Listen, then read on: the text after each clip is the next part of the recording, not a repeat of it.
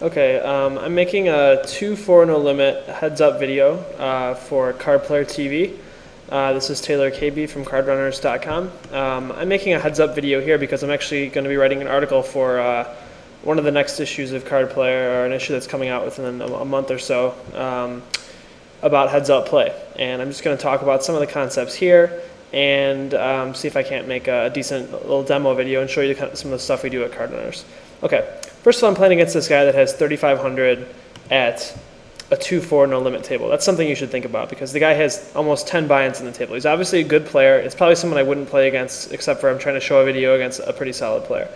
I've raised King 10 suited, and he's re-raised me pretty instantly over the size of the pot. So I'm going to mug the hand and just kind of, actually that was about a pot size raise right there. But I'm going to mug the hand, 10 king suited, in position, the first hand I've seen him raise. I'm going to give him credit for one and then just kind of, go from there. But yeah, he did raise me just a little bit over the pot size there. I'm going to raise him up to 36 with the 10 ace suited. He's raised me, and this is a pretty solid hand. I have to figure this guy's a pretty aggressive player. When you sit down against a heads-up player and he has this much money on the table, you just have to assume that he's a good, solid, aggressive player. Guys don't get that much money on the tables when they're playing tight and passive. It's just impossible to do that. So if you'll see what I did there is I had a pretty solid holding, 10 ace suited, and what I think is an aggressive opponent because he has a big stack, he's playing heads up, and he's already re-raised me once pre-flop. So he raised me, and I just re-raised him with a solid hand, and then I took down the pot. Now, if he had called me right there, I would not have liked my situation that much. However, it may have been a decent spot for me to bet again because he has to kind of figure that I have a pretty decent hand myself because, seeing that I've shown strength pre-flop and on the flop, and then if I had bet the turn, it might have been a good spot to double barrel right there. And then if he had shoved all in on me or something, I would have had to fold the hand. So what I'm trying to do against this guy, that I've deduced that he's probably an aggressive player, heads up. I'm going to play pretty tight pre-flop. Not because I want to get run over. I'm not going to get run over by the guy, but I don't want him to kind of get the impression that I'm playing very loose and playing too many hands, because good players, when they see other players playing too loose and too many hands, are often going to start to bluff a lot more. So in this case, I'm going to be selective with my hands pre-flop. However, post-flop, I am going to bluff a decent amount. Okay, he's raised it up to, he's bet 18 into a 23. I'm going to raise him right here, actually. I'm going to raise him up to 56, which is a little bit over a 3 times raise. I have 2 overcards here, which is key. Now, if he does call me, which he does, I have a chance to hit an overcard that could make the best hand. I'm actually going to go ahead and double barrel this guy right here. And that's what double barreling is, when you bet once, you don't have it, and then you bet again because you think you can get the guy to fold. I'm going to bet 115 into this pot, and which is going to leave about a pot size bet. I think in retrospect I would have maybe wanted to bet a little bit less right there. But I'm going to have to actually fold. I wanted to leave myself about a pot size bet on the river if he had called me right there, so I could possibly have some fold equity. I'm going to fold right here and just let the hand go. But what I'm trying to show you guys is that I'm playing pretty tight pre-flop, but I am going to be mixing it up post-flop with this guy. And by tight pre-flop, I don't mean I'm going to just fold a bunch of hands. I do mean that I'm going to not be raising kind of garbagey hands like King 5 or King 6, hands like that. Okay. I've raised 10 jack right here, and he's re-raised me. This is obviously a very aggressive player, so I am going to mix it up with him a little bit. I've got position. I have found that he's not the type of player that's only going to be making plays with really good hands, things like that. He's going to be making plays with a wide variety of hands. What I'm going to do right here is I'm going to actually float this guy. Floating is when you call in position with the intention of taking the pot away on the turn of the river. And the reason this is going to probably work is because this guy doesn't necessarily have to have an ace or anything like that. He could have nothing, he could have an ace, he could have a whole lot of different hands. So what I'm going to do is I'm going to check behind now, and then assuming he checks the river, I'm going to make a bet that looks like I kind of want to get called. I'm going to bet like 135, let's say 140 into this 210 pot and fold out anything that's not an ace. I'm not going to get called by something that's an ace. That's a play that you're going to use against a guy that is playing very aggressively. And you can't just let a guy that's playing aggressively, just run you over. Now, I'm not going to play. You'll see I just folded 4 or 5 offsuit pre-flop. 4 or 5 is a decent hand heads up at times because you can make straights, you can make kind of hands that guys won't really put you on. So, but that's not the type of hand I want to play out of position against this guy. And like a king 6, he's an aggressive player, so I'm just going to fold it. I'm going to play cards that have a chance to work together, cards that can make flushes, that can make straights, and preferably both if they're suited. And I'm not going to get involved too much with marginal holdings. However, I am in position. If this guy's, we've seen that he's been re-raising me pretty loosely. He's come over the top of me twice already, and he's been double barreling. He's been betting a lot on the flop. I am going to call him with a hand like Jack Ace, and actually, this might be a situation where I would think about 4-betting him. Actually, I'm going to raise him up to. I'm actually going to 4-bet him right here. I'm not going to let a guy just kind of continue to run me over. So I'm going to raise him up to 105. He's instantly called me right there, which is kind of interesting.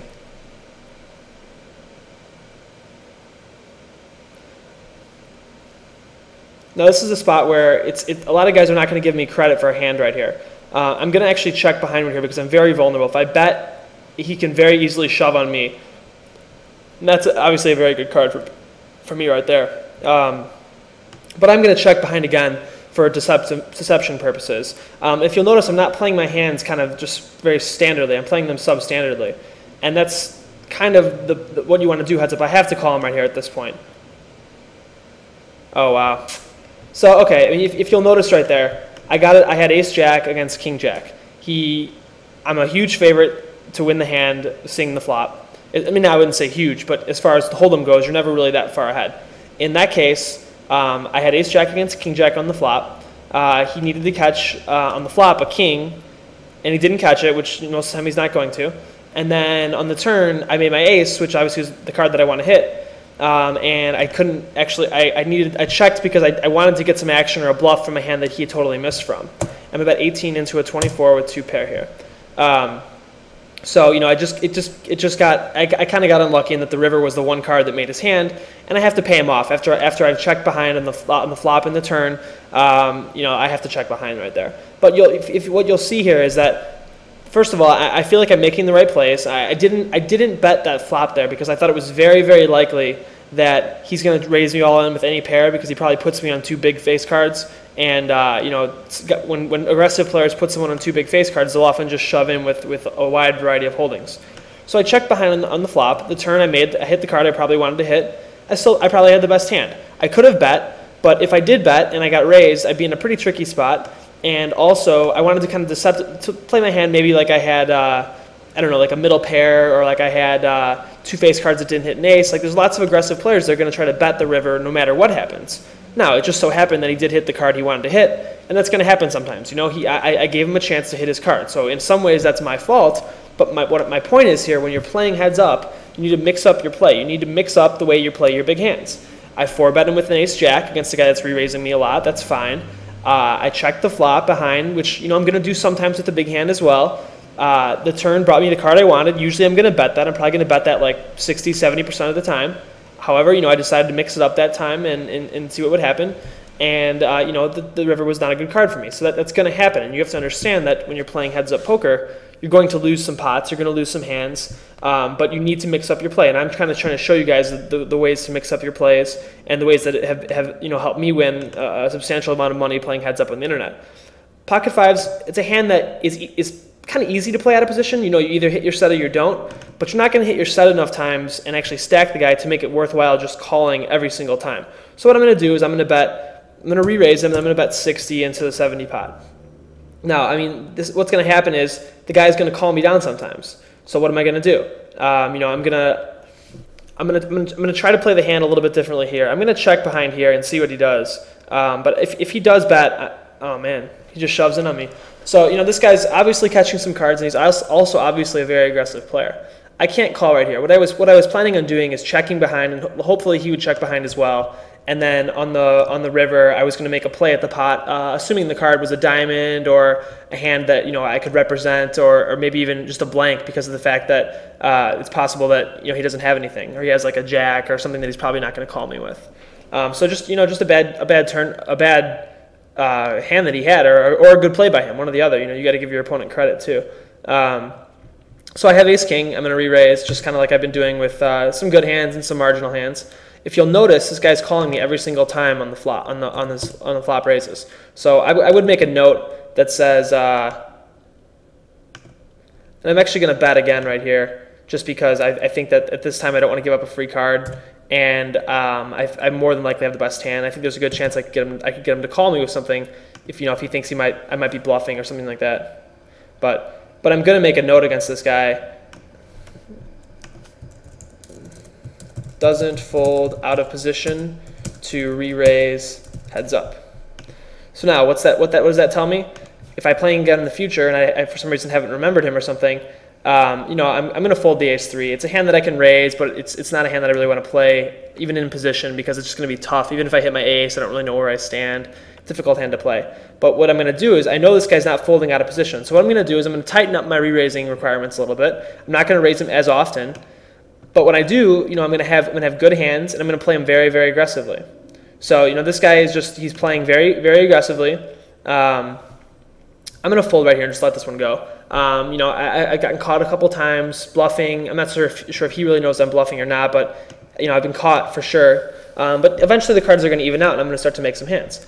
Okay, here's a good example. He's re-raised me again. Now what I'm going to do, I'm going to 4-bet him right here. I have a very good hand. I have ace-king. I'm going to raise him up to 125, a little bit over the pot size actually. And the stacks are getting bigger, so I'm going to raise him a little bit more. And I'm going to see what he wants to do here. I'm hoping he shoves in on me actually. Okay, that's fine. Okay, well, we have a coin flip right here. I mean, that's just going to happen sometimes. But it doesn't look like I'm getting any help right here. So, you get all in with the coin flip heads up. You can do a lot worse. That's just kind of, again, like a bad spot for me. But the guy's incessantly re-raising me pre-flop, so I'm going to get it all in with ace-king. It's just a great hand to get it all in with heads up. I'd be less likely to want to get it in against at a full ring table or a 6-max table, because you're more often up against like kings or aces. But heads up, you just don't see that very often. He's re-raised me again, so I'm just going to fold. This is a situation where this guy's style could very easily tilt some other players. And to be honest, it would tilt me sometimes too, because it's frustrating to play against a guy that continues to run you over. But I'm trying to show you guys. He's taken me for a couple buy-ins here. But you have to understand, card runners, I'm going to have to cut the video short here because we only have about 10 minutes for these videos, but we try to show you all of our sessions. This is just this is a losing session. So far in the first whatever hands I've played, I'm losing here. That's going to happen. Like any poker player that tells you that they don't have losing sessions is lying to you. I mean, it's going to happen, and you're going to have to fight through them. So what I'm going to do is tighten up my raising requirements too. He's re-raising me a ton. So I'm going to start to tighten up my raising requirements on the button, as well as my re-raising requirements. And I'm going to start to show this guy some good hands. He's re-raising me way too frequently to be profitable against a good player. Against a bad player who may start to make some incorrect adjustments, then he might be able to get away with it. But what I'm trying to show you guys is that even the best players, even good players, winning players, have bad sessions, and against players that sometimes the cards just don't go your way. I've got it all in with a coin flip and it didn't work. I slow played one hand and he caught the one card he needed. It's just going to happen sometimes. So I'm hoping to show you guys some these are some basic strategies for heads up, and I'm going to call with a 5-6 right here. It's kind of more of a feel thing. I haven't called for a while any of his raises, so I'm going to assume that me calling he's going to give it a little bit more respect than he normally would. This is just kind of illustrates the problem with playing hands like this out of position, because you totally miss the flop, and what are you going to do? Just bluff him, and it becomes a very unprofitable situation. But I will take flyers with a hand like that, especially if I've been folding a lot. You can't just keep folding every single hand. I'm just kind of trying to show you guys some of the things we do at Card Runners, and although this hasn't been my best video results-wise, I'm showing you that the importance of keeping your emotional control and objectively evaluating the situations you're playing in. And I also like to say that when you're playing heads-up poker on the internet especially, you can lose money really fast. And what I would recommend is setting like a 3 buy-in or 4 buy-in stop loss. If you lose 3 or 4 buy-ins, quit and come back the next day, because some of your worst losses can come when you're either tilting or when the other guy has a big advantage on you because he's on a rush of cards. So that's going to be the video for today. Hope you guys enjoyed it, and look for my heads up column in the next Card Player magazine. Thanks a lot.